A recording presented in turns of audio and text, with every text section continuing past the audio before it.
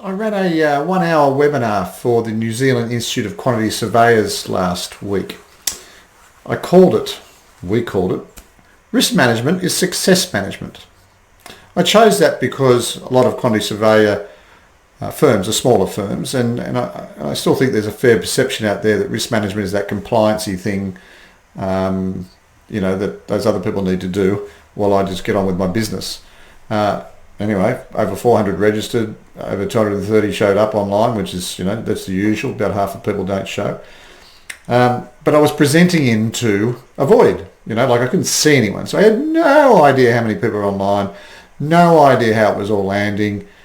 Fortunately, great feedback from the client, all good, people interested, got my book, all those sorts of things, so great relief. But it got me thinking about asking you a question. Are you being heard? How do you know you're being heard? One of the things that we in the risk profession often do is we want to benchmark and look at our risk maturity and things. And too often I think we ask ourselves and not the people that matter.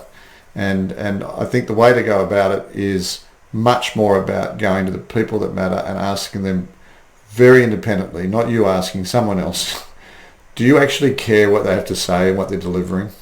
Or more politely, what is it that you like about what they're doing? How can they improve?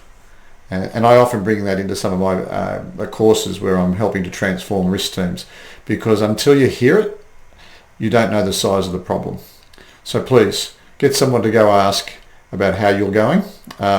Be prepared maybe not to get the best news. Be thankful if it's great, but be prepared to listen if it's not, because it's not their fault.